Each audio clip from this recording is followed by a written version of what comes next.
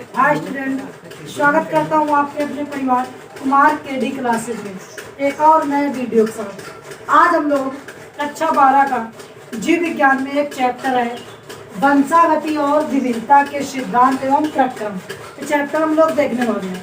आज इसे हम लोग शुरू करेंगे। ठीक, अब रेगुलर वीडियो आएंगी उसे हम ये पूरा चैप्टर कवर करेंगे। तो जैसा कि मेरा नाम तो सबको पता ही है, कई सारी वीडियो पड़ी है, यूट्यूब पे सर्च कर सकते हैं। तो हम लोग शुरू करते हैं चैप्टर की। यूनिट का नाम है आनुवांशिकता। यूनिट का क्या नाम है? आनुवांशिकता, जिसमें पहला चैप्टर, इस यूनिट में दो चैप्टर है। एक तो वंशागति और विविधता के सिद्धांत का प्रक्रम, और दूसरा इस यूनिट में चैप्टर है वंशागति का आणविक सिद्धांत, वंशागति का आणविक आधार।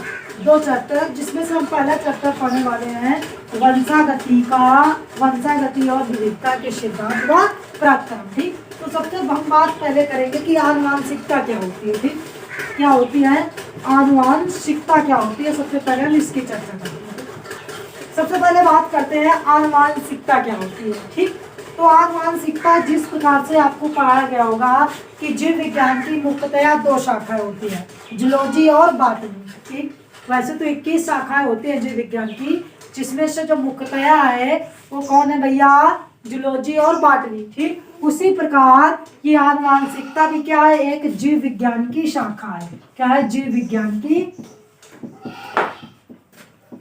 शाखा है। ठीक, जिसके अंतर्गत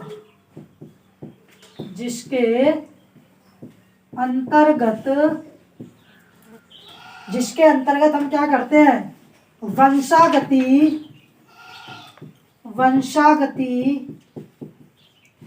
एवं विविधता का अध्ययन करते हैं।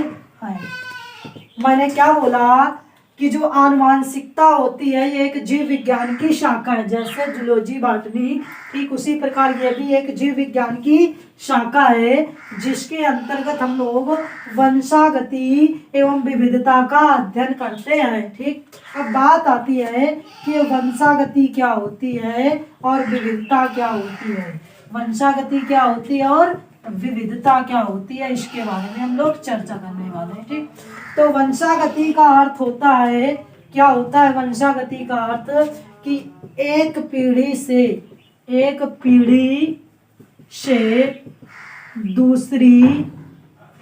दूसरी पीढ़ी में लक्षणों का जाना क्या कहलाता है? वंशागति।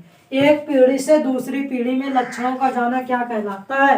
वंशागति। और जब ये लक्षण जाते हैं तो उनमें कुछ परिवर्तन आते हैं, उसे क्या बोलते हैं? विविधता बोलते हैं। ठीक, गांव की भाषा में समझा जाए कि जैसे कहा जाता है कि कोई बच्चा जन्म लेता है कि अपने माँ के समान है, यानी इसकी नाक इसके माँ के समान है, या इसकी आंखें इसके पिता के समान है, तो यानी क्या हुआ? लक्षणों की वंशागति हुई, यानी एक पीढ़ी से दूसरी पीढ़ी में लक्षण है। ठीक, अब वो जो लक्षण आए हैं, जो बच्चा जन्म लिया है, क्या बिल्कुल हूबहू अपने पिता के समान है या माता के समान है? नहीं ना, उसमें कुछ क्या है? परिवर्तन आए हैं, जिसे हम लोग क्या बोलते हैं? विविधता बोलते हैं। आई होप समझ में आया होगा कि वंशागति का मतलब और विविधता का मतलब क्या है और आनुवांशिकता क्या है। ठीक, आनुवांशिकता क्या है? जीव विज्ञान की शाखा है, जिसके अंतर्गत वंशागति और विविधता का अध्ययन करते हैं। वंशागति का अर्थ है एक पीढ़ी से दूसरी पीढ़ी में लक्षणों का जाना, और विविधता का मतलब है जो लक्षण जाते हैं उनमें कुछ परिवर्तन आता है, जिसे क्या बोलते हैं? विविधता बोलते हैं। ठीक, समझ में है ना? अब आपसे पूछा जाएगा, क्या पूछा जाएगा कि आनुवांशिकता ये जो शब्द है, ठीक, क्या जो आनुवांशिकता शब्द है किसने दिया? तो वैज्ञानिक का नाम नहीं भूलेंगे। क्या नाम है भैया? विटसन नाम है। क्या नाम है वैज्ञानिक का? विटसन। ये आनुवांशिकता शब्द किसने दिया? तो वैज्ञानिक का नाम नहीं भूलेंगे, वैज्ञानिक का नाम क्या है? विटसन है। ठीक, अब आपसे पूछा जाएगा, क्या पूछा जाएगा कि आनुवांशिकता के जनक कौन है? ठीक, आनुवांशिकता के जनक, यानी दूसरा जो आपसे पहला ये क्वेश्चन, क्या क्वेश्चन पहला कि जो आनुवांशिकता शब्द है, ठीक, ये किसने दिया? तो ये विटसन ने दिया। ठीक, दूसरा आपसे पूछा जाएगा, क्या पूछा जाएगा, आपसे पूछा जाएगा कि आनुवांशिकता के जनक कौन है। एक नंबर में पेपर में आएगा, आनुवांशिकता के जनक कौन है। तो सबको पता है आनुवांशिकता के जनक कौन है। इस चैप्टर में सबसे ज्यादा यही आते हैं, कौन, ग्रेगर जॉन मेंडल। कौन आते हैं, ग्रेगर जॉन मेंडल। ठीक, ये इस चैप्टर में सबसे ज्यादा आते हैं और यही आनुवांशिकता के जनक है। पूरा नाम ग्रेगर जॉन मेंडल, शॉर्ट में हम लोग मेंडल बोलते हैं। ठीक, तीसरा पॉइंट इसमें याद रखेंगे, क्या याद रखेंगे कि आधुनिक आनुवांशिकता के जनक, आधुनिक आनुवांशिकता के जनक कौन है। तो आधुनिक आनुवांशिकता के भी जनक कौन है, बेटसन है। कौन है, बेटसन है। आधुनिक आनुवांशिकता के जनक भी कौन है, बेटसन। चौथा पॉइंट याद रखेंगे, आपसे पूछा जाएगा प्रायोगिक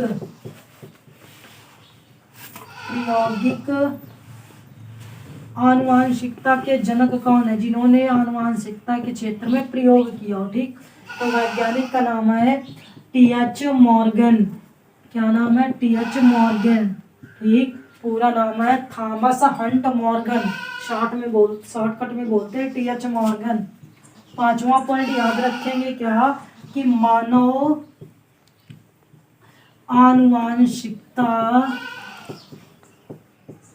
के जनक, मानव आनुवांशिकता के जनक। ठीक, तो याद रखेंगे वैज्ञानिक का नाम है गैरोड। क्या नाम है, गैरोड। ठीक, तो कुछ इम्पोर्टेंट वैज्ञानिक के नाम है जो आपसे पेपर में इसमें एक नंबर में पूछ सकता है। क्या कि आनुवांशिकता के जनक कौन है, तो ग्रेगर जॉन मेंडल। आनुवांशिकता शब्द किसने दिया, बेटसन ने। और आधुनिक आनुवांशिकता जनक किसे कहते हैं, बेटसन। और प्रायोगिक आनुवांशिकता जनक टी.एच. मॉर्गन। और मानव आनुवांशिकता के जनक किसे कहते हैं, गैरोड कहते हैं। ठीक, ये कुछ वैज्ञानिकों के नाम है जो इम्पोर्टेंट है, आपसे पूछा जाएगा। ठीक, इसके आगे हम लोग चलते हैं।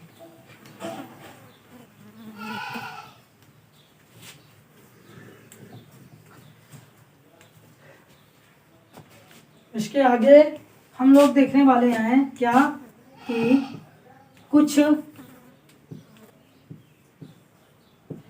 मुख्य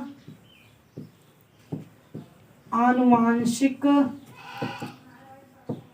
शब्द जो इम्पोर्टेंट है। ठीक, कुछ मुख्य आनुवांशिक शब्द। पहला जो शब्द है उसको बोलते हैं कारक। क्या बोलते हैं, कारक। ठीक, देखिए जो कारक शब्द है आपसे पूछा जाएगा किसने दिया, कारक शब्द किसने दिया। ठीक, तो कारक शब्द किसने दिया था, मेंडल ने। बहुत पूछा जाता है। ठीक, मेंडल ने। किसने दिया था, मेंडल ने। कारक शब्द किसने दिया, मेंडल ने दिया। और कारक के बारे में मेंडल ने क्या कहा कि कुछ रसायन है, क्या है, कुछ रसायन है जो एक पीढ़ी से दूसरी पीढ़ी में लक्षणों को लेकर जाते हैं। मेंडल ने कहा कारक के बारे में कि कुछ रसायन है जो एक पीढ़ी से दूसरी पीढ़ी में लक्षणों को लेकर जाते हैं। ठीक, और उन रसायनों को क्या नाम दिया, कारक नाम दिया। ठीक, यानी मैंने क्या कहा कि मेंडल ने कहा कि कुछ रसायन है जो एक पीढ़ी से दूसरी पीढ़ी में जाते हैं लक्षणों को लेकर। ठीक, और उन कारकों को नाम क्या दिया गया, उन रसायनों को नाम क्या दिया गया, कारक। ठीक, बाद में इस कारक का नाम बदलकर इस कारक का नाम बदल के क्या रखा गया, जीन रखा गया। क्या रखा गया, जीन। अब किसने रखा, तो वैज्ञानिक का नाम था जोहानसन।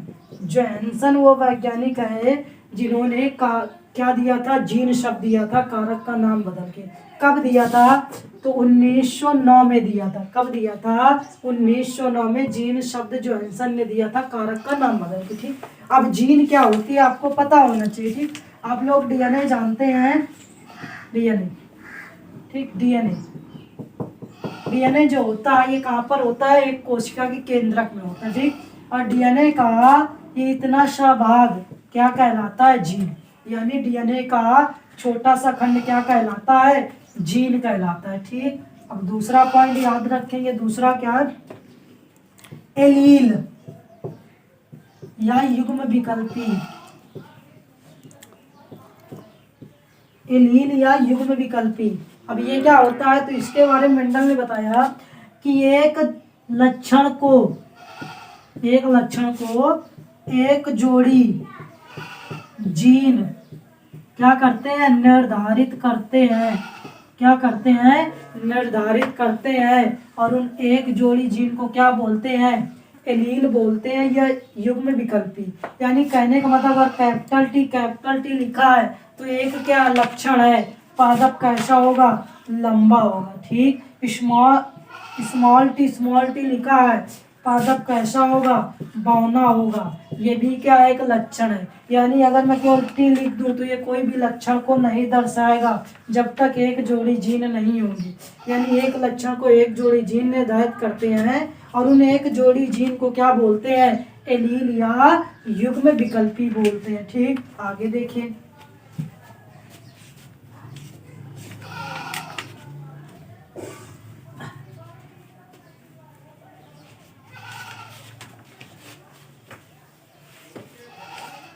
तीसरा जो शब्द है वो है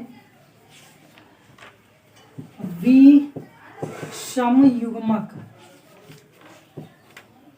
विषम युग्मक। और चौथा जो शब्द है वो है सम युग्मक। ठीक, विषम युग्मक और सम युग्मक। ठीक, अगर मैं कैपिटल टी लिख रहा हूँ, यानी कैपिटल टी ये क्या है? सम युग्मक है कि विषम युग्मक?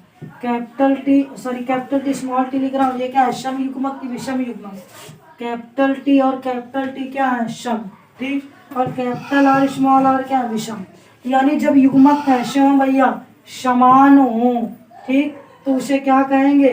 जब युग्मक कैसे हो? समान हो, तो उसे क्या कहेंगे? सम युग्मक। जब युग्मक कैसे हो? विषम हो, अलग अलग हो, उसे क्या कहेंगे? विषम युग्मक। तो सम युग्मक क्या होता है? जब युग्मक कैसे हो? असमान हो। ठीक, उसे क्या कहेंगे? विषम युग्मक। सम युग्मक कब कहेंगे? जब युग्मक कैसे हो? समान हो, तो उसे क्या कहेंगे? सम युग्मक कहेंगे। आगे देखिए।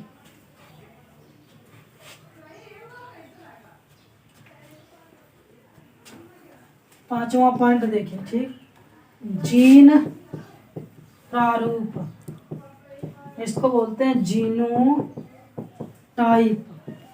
ठीक, और छठा भी देख लीजिए, लक्षण प्रारूप, जिसे फिनोटाइप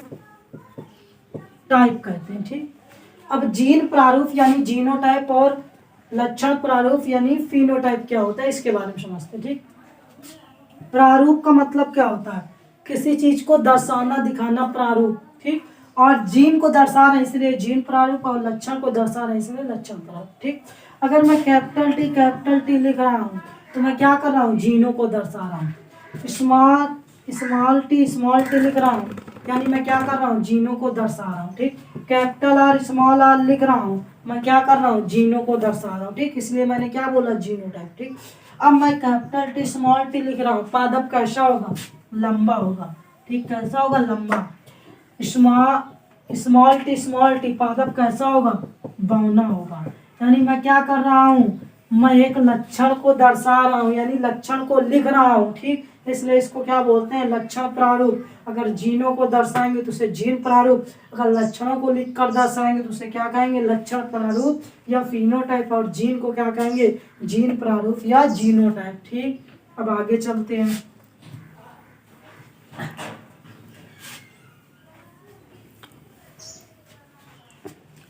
अब बात करते हैं सबसे मोस्ट इम्पॉर्टेंट इसमें मेंडलवाद की। किसकी बात करते हैं? मेंडलवाद की। ठीक, मेंडलवाद, मेंडलिज्म। ठीक, क्या होता है मेंडलवाद, इसके बारे में चर्चा करते हैं। जिस प्रकार मेंडलवाद, जैसे हिंदी में हम जीवन परिचय पढ़ते हैं, ठीक उसी प्रकार इसमें मेंडल का पूरा जीवन परिचय पढ़ें। जैसे कह दिया जाए मोदीवाद, योगीवाद, यानी उसका समय काल। ठीक, उसी प्रकार हम लोग मेंडल का पूरा जीवन परिचय इसमें पढ़ते हैं। पूछा जाता है 1-2 नंबर में। ठीक, तो सबसे पहले मेंडल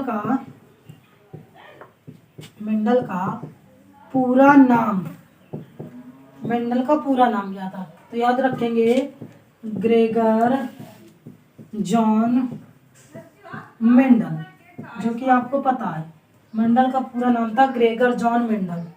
दूसरा पॉइंट याद रखेंगे मेंडल का जन्म कब हुआ था? तो जन्म याद रखेंगे 1822 और मृत्यु कब हुई थी? तो 1884। ठीक, इनकी मृत्यु कैसे हुई थी? तो एक रोग हो गया था। ठीक, ये कहाँ का रोग है? तो ये एक वृक्क का रोग है। वृक्क मतलब किडनी, जिसको क्या बोलते हैं? ब्राइट रोग बोलते हैं। ठीक, यानी कि इनको एक रोग हो गया था। कौन सा? ब्राइट रोग। जो कहाँ का रोग है? वृक्क का, जिसके कारण इनकी मृत्यु हुई थी। ठीक, पेपर में पूछा जाता है ये कहाँ के थे? तो ये ऑस्ट्रिया के थे। ऑस्ट्रिया। ठीक, कहाँ के थे? ऑस्ट्रिया। ये ऑस्ट्रिया में क्या थे? तो ये एक पादरी थे। क्या थे? पादरी या मोंग। अब पादरी या मोंग क्या होता है? जैसे कि हिंदू धर्म में मंदिर में क्या होता है? पंडित होता है, उसी प्रकार मुस्लिम धर्म में क्या होता है? मौलाना। ठीक, उसी प्रकार जो क्रिश्चियन धर्म होता है उसमें क्या होता है? पादरी या मोंग होता है। ठीक, आगे देखिए इन्होंने किस पर कार्य किया था? तो इन्होंने उद्यान मटर पर काम किया था। किस पर कार्य किया था? उद्यान मटर पर। इसका वैज्ञानिक नाम क्या होता है? तो पाइशम सटाइवम होता है। क्या होता है? पाइशम सटाइवम होता है। ठीक, आगे देखिए छठा पॉइंट, इन्होंने कब से कब तक कार्य किया? अब बोलो। छठा पॉइंट देखेंगे कि इन्होंने मटर के पौधे पर कब से कब तक कार्य किया? तो इन्होंने 1856 से लेकर 1863 तक कार्य किया। कब? 1856 से लेकर 1863 तक। कितने वर्ष होते हैं? 7 वर्ष होते हैं। ठीक, कितने वर्ष तक कार्य किया था मटर के पौधे पर? 7 वर्ष तक कार्य किया। ठीक, इसके बाद 7वां पॉइंट, इन्होंने 1865 पर, कब? 1865 पर रिजल्ट दिया। क्या दिया? रिजल्ट दिया, या कह सकते हैं निष्कर्ष दिया। क्या दिया? निष्कर्ष दिया या रिजल्ट दिया। ठीक, कब दिया? 1865 पर। ठीक, अब इनकी मृत्यु की, इनकी मृत्यु कब हुई थी? 1884 पर। क्या हुई थी इनकी मृत्यु? यानी मृत्यु के 16 साल बाद तक, यानी जीते जी तो छोड़िए, कब दिया था निष्कर्ष? 1865 पर। 1865 से लेकर और मृत्यु कब हुई थी? 1884, यानी कि मृत्यु के 16 साल बाद, यानी 1900 में। ठीक, क्या इनके मृत्यु, यानी जब अपना निष्कर्ष दिया 1865 से लेकर 1900 के बीच में इनके नियमों को किसी ने ध्यान नहीं दिया और 1900 में इनके नियमों की पुनः खोज हुई। कब खोज हुई? 1900 में। तो पेपर पूछा जाता है कि मेंडल के नियमों की पुनः कब खोज हुई? तो मेंडल के नियमों की पुनः खोज हुई 1900 में। ठीक, किसने की? तो 3 वैज्ञानिक थे। कितने वैज्ञानिक थे? 3 वैज्ञानिक थे। 3 वैज्ञानिक थे जिन्होंने मेंडल के नियमों को पुनः खोजा। अब वो वैज्ञानिक कौन थे? उनके नाम लिखते हैं।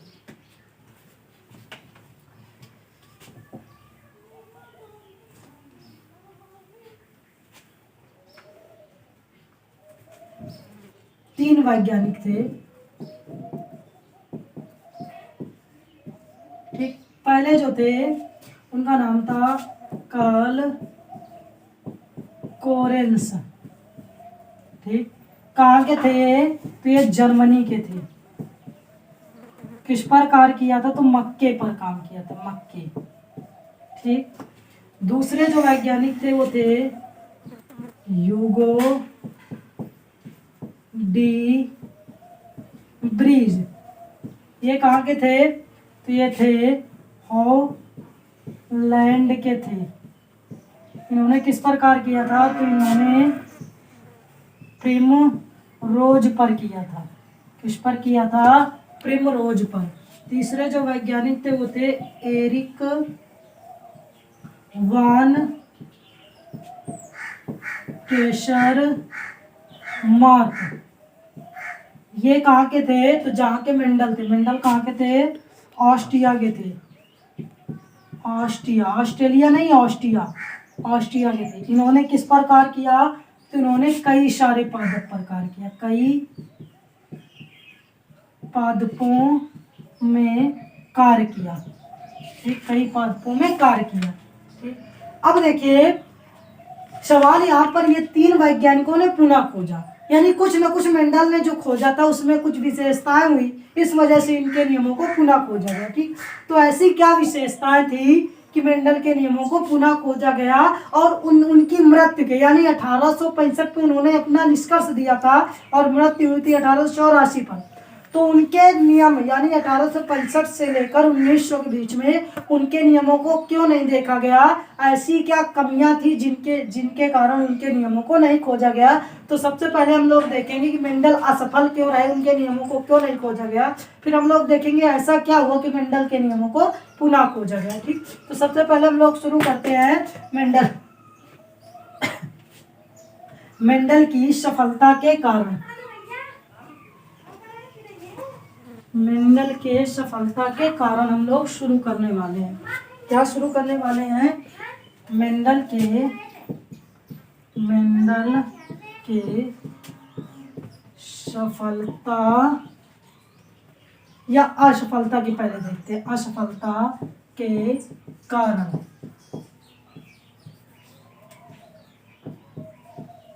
हम लोग देखने वाले हैं मेंडल की असफलता के कारण हम लोग देखने वाले हैं। ठीक, तो सबसे पहला पॉइंट याद रखेंगे मेंडल की असफलता के कारण में कि उस समय बात कब की हो रही है, ये 1865 से लेकर 1900 के बीच की बात हो रही। ठीक, उस समय क्या था कि दूर संचार के माध्यम में कमी थी, माध्यम में कमी थी। उस समय दूर संचार के माध्यम बहुत कम थे, यानी कह सकते हैं कि मेंडल अगर देश के इस कोने में बैठे हैं, कोई समझदार वैज्ञानिक देश के उस कोने में बैठा है, तो उनका संपर्क नहीं हो पाता था क्योंकि उस समय दूर संचार के माध्यम में कमी थी। ठीक, दूसरा पॉइंट क्या कि ज्यादातर वैज्ञानिकों का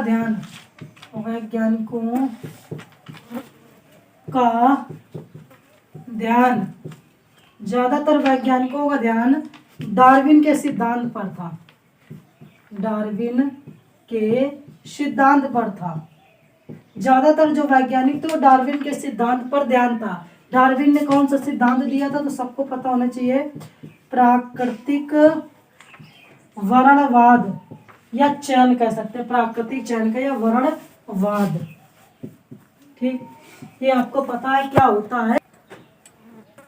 बात थोड़ी सी कर लेते हैं कि वर्णवाद का मतलब क्या है। तो डार्विन ने बताया कि प्रकृति सिर्फ उन्हीं जीवों का चयन करती है जो बदलते वातावरण के साथ अपने ऊपर क्या लाए, चेंज लाए, परिवर्तन लाए। ठीक, और तीसरा पॉइंट देखिए, तीसरा पॉइंट क्या कि इनके जो निष्कर्ष थे यानी जो रिजल्ट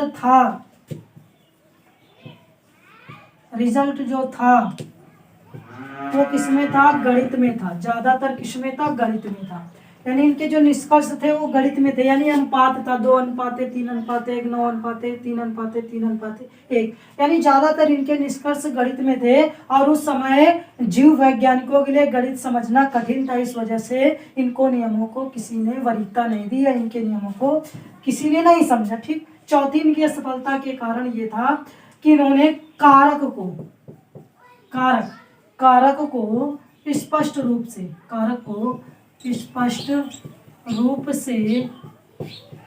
नहीं बता पाए, यानी जो कारक था उसको स्पष्ट रूप से नहीं बता पाए या स्पष्ट रूप से नहीं समझा पाए।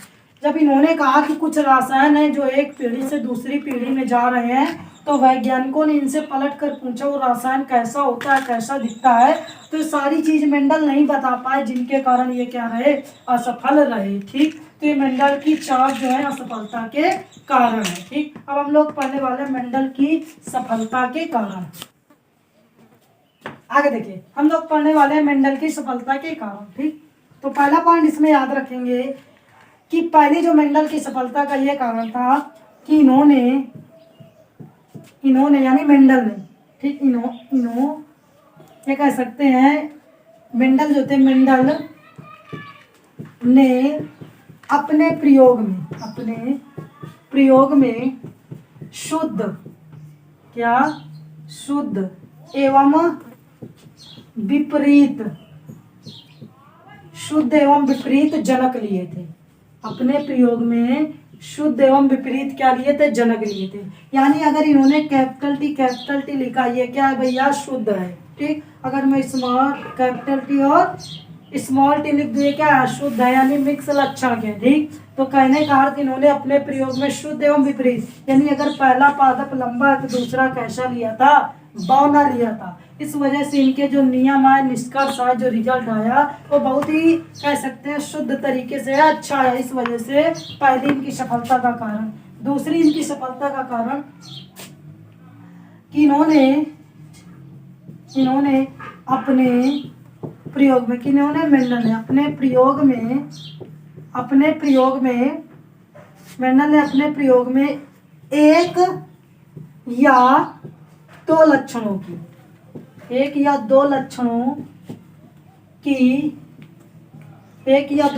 की वंशागति देखी। क्या देखी? एक या दो लक्षणों की वंशागति देखी। यानी इन्होंने देखा कि एक ही लक्षण देखा कि एक पीढ़ी से दूसरी पीढ़ी में, यानी अगर पहले प्रयोग में इन्होंने पादप की लंबाई देखा तो सिर्फ वही देखा, कोई दूसरा लक्षण नहीं लिया। और दूसरा जब प्रयोग किया तो दो लक्षण लिए, बीज का आकार, बीज का रंग, इसके अलावा कोई भी लक्षण नहीं लिया। अगर ज्यादा ले लेते तो हो सकता है जो निष्कर्ष आता है, रिजल्ट आता है, वो मिक्स हो जाता। ठीक, तो इस वजह से दूसरी इनकी सफलता का कारण। तीसरी इनकी सफलता का कारण ये था कि ये अपने रिजल्ट को, किसको? रिजल्ट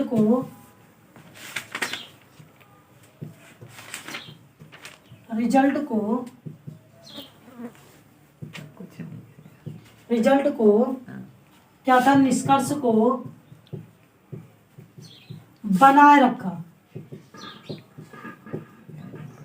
यानी जितने भी निष्कर्ष आए उनको एक कॉपी में लिखकर बनाए रखा, जिसके कारण बाद में कह सकते हैं ये सफल रहे।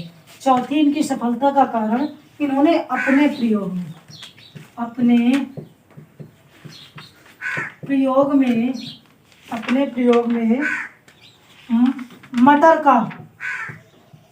मटर का चयन किया। यानी इन्होंने जो प्रयोग किया वो किस पर किया? मटर पर किया, और ये इनकी सबसे बड़ी सफलता का कारण था। अब सवाल ये उठता है कि मटर में ऐसी क्या खूबी होती है जिसके कारण ये सफल रहे? तो मटर में 3 खूबियां मिलती हैं। पहली क्या खूबी मिलती है कि इनकी जो नई पीढ़ी होती है, क्या? नई जो पीढ़ी होती है वो हर 2 महीने बाद या 3 महीने बाद, 2 या 3 महीने बाद आ जाती है। पहली इनकी मटर की विशेषता ये है कि इनकी जो नई पीढ़ी होती है 1 या 2 महीने बाद आ जाती है। अब सोचो, रिजल्ट भी जल्दी आएगा, यानी प्रयोग भी जल्दी होगा। अब कोई ऐसा पादप ले लेते जो साल में 1 बार आती है उसकी फसल, तो क्या होता? निष्कर्ष भी लेट आता, जिसके कारण रिजल्ट भी लेट आते, यानी निष्कर्ष लेट आता। इस वजह से पहली जो मटर की खूबी है, ये नई पीढ़ी हर 2 महीने या 3 महीने बाद आ जाती है। ठीक, दूसरी इनकी सफलता का कारण ये था कि मटर में क्या होता है भैया? स्वपरागण होता है। क्या होता है? स्वपरागण। और आपने इसके पहले वाले चैप्टर में परागण के बारे में पढ़ा है। क्या होता है? स्वपरागण पर लक्षण बने रहते हैं, ठीक, लेकिन पर परागण पर कोई दूसरे लक्षण आ जाते हैं। अब जो लक्षण बने रहते तो निष्कर्ष भी वही आएगा, अगर लक्षण चेंज हो जाते तो निष्कर्ष दूसरा आता। और तीसरी इनकी सफलता का मटर की विशेषता यह है कि बीज का जो आकार होता है वो कैसा होता है? बड़ा होता है। ठीक, अब सोचिए कोई ऐसा पादप ले लेते जिसके बीज का आकार छोटा है तो रिजल्ट भी नहीं दिखाई देता। ठीक, तो इस वजह से ये मटर की 3 खूबियां हैं जिसके कारण मेंडल सफल रहे। ठीक, अब हम लोग देखने वाले हैं कि मेंडल ने प्रयोग कौन से किए और कौन से लक्षणों की वंशागति देखी। ठीक,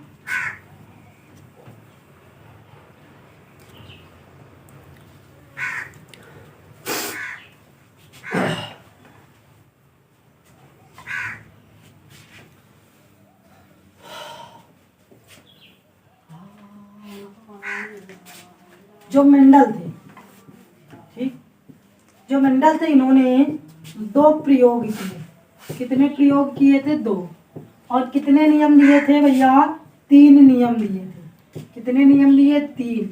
और कितने लक्षणों की वंशागति देखी? 7 लक्षणों की वंशागति, यानी 7 लक्षण मटर के पौधे में देखे जो एक पीढ़ी से दूसरी पीढ़ी में जा रहे हैं। ठीक, यानी कितने प्रयोग किए? 2 प्रयोग किए, 3 नियम दिए और 7 लक्षणों की क्या देखी? वंशागति देखी। ठीक, तो सबसे पहले हम लोग 7 ये जो लक्षण देखे थे, वंशागति देखी थी, ये देखेंगे। इसके बाद प्रयोग और फिर क्या देखेंगे? नियम देखेंगे। ठीक, तो सबसे पहले हम शुरू करते हैं जो 7 लक्षणों की वंशागति मंडल ने देखी थी। ठीक, इनको शुरू करते हैं।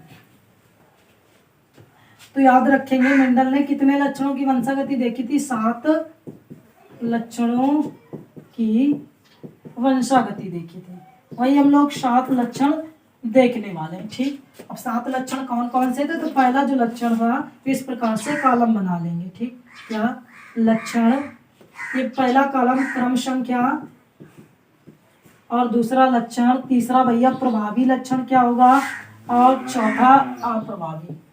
ठीक, प्रभावी कौन सा होगा और अप्रभावी कौन सा होगा। ठीक, तो क्रम संख्या फर्स्ट, पहला जो लक्षण इनमें देखा, पादप की लंबाई। क्या देखा? पादप की लंबाई। ठीक, यानी पादप कैसा दिखेगा? प्रभावी होगा तो कैसा होगा? लंबा होगा, और अप्रभावी होगा तो कैसा होगा? बौना। ठीक, इसी क्रम में याद रखेंगे। ठीक, ऐसा नहीं कि ऊपर नीचे कर देने, गलत हो जाएगा। ठीक, पहला जो पादप की लंबाई कैसा था? अगर प्रभावी होगा तो लंबा और अप्रभावी होगा तो कैसा होगा? बौना। दूसरा जो लक्षण देखा वो पुष्प की स्थिति देखी। क्या देखी? पुष्प की स्थिति। अब पुष्प की स्थिति में देखिए, जो प्रभावी होगा तो कैसा होगा भैया? अच्छी होगा। कैसा होगा? अच्छी। और अप्रभावी होगा तो कैसा होगा? शीर्ष होगा। अब इसका मतलब क्या है अभी मैं बताऊंगा। अभी पहले तीसरा देख लेते। ठीक, तीसरा क्या था? फली का आकार। क्या? फली का आकार। ठीक, अब फली के आकार में क्या देखेंगे कि प्रभावी जो होगा फली का आकार में क्या होगा? वो फूला हुआ होगा, फूला होगा। और जो अप्रभावी होगा वो कैसा होगा? सिकुड़ा होगा। कैसा होगा? सिकुड़ा। ठीक, चौथा फली का रंग। अभी हम लोग इसको विस्तार से पढ़ेंगे। फली का रंग। ठीक, अगर प्रभावी हो तो कैसा होगा? हरा होगा, और अप्रभावी हो तो कैसा होगा? पीला होगा। ठीक, इसके बाद पांचवा लक्षण क्या? बीज का आकार। तो बीज का आकार में प्रभावी हो तो कैसा होगा? गोलाकार होगा, और अप्रभावी हो तो कैसा होगा? झुर्रीदार होगा। ठीक, कैसा होगा? झुर्रीदार। इसके बाद छठा लक्षण बीज का रंग। ठीक, बीज का रंग कैसा होगा? अगर प्रभावी होगा तो कैसा होगा भैया? पीला होगा। इसमें कंफ्यूजन नहीं होना। फली का रंग और बीज के रंग में कंफ्यूजन होते हैं। ठीक, फली का रंग अगर प्रभावी होगा तो कैसा होगा? हरा, और अप्रभावी होगा तो पीला। और अगर बीज का रंग प्रभावी होगा तो कैसा होगा? पीला, और अप्रभावी होगा तो कैसा होगा? हरा होगा। ठीक, इसके बाद सातवां पॉइंट याद रखेंगे। सातवां जो लक्षण था वो था पुष्प का रंग। क्या था? पुष्प का रंग। अगर प्रभावी होगा तो कैसा होगा? बैंगनी होगा, और अप्रभावी होगा तो कैसा होगा? पीला होगा, सॉरी सफेद होगा। कैसा होगा? सफेद होगा। ठीक, तो मेंडल के 7 नियम थे। क्या? पहला पादप की लंबाई, अगर प्रभावी हो तो लंबा और अप्रभावी तो बौना। पुष्प की स्थिति अच्छी और शीर्ष।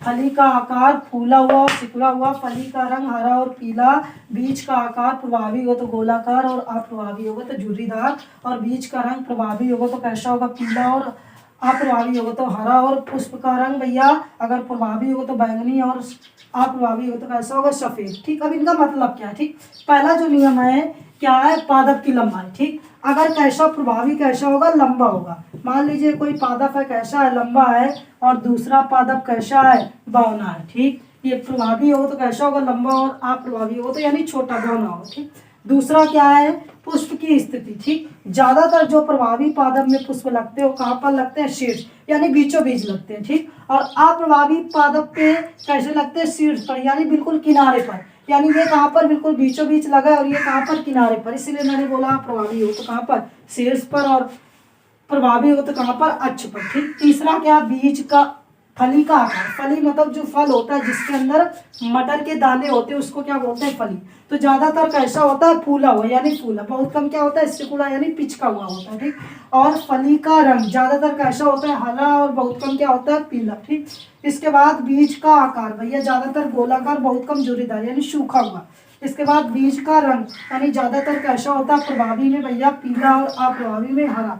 इसके बाद पुष्प का रंग ज्यादातर कैसा होता है, बैगनी, और बहुत कम कैसा होता है, सफेद। ठीक, तो ये 7 लक्षण थे ये 7 लक्षण जिसमें मेंडल ने वंशागति देखी थी। ठीक, इसके बाद हम लोग क्या देखने वाले हैं, प्रयोग। मेंडल ने कौन कौन से प्रयोग किए, तो मेंडल ने 2 प्रयोग किए, कौन कौन से, एक अल्पसंकर क्रॉस और द्विसंकर क्रॉस, ये हम अगले वीडियो में देखेंगे। ठीक।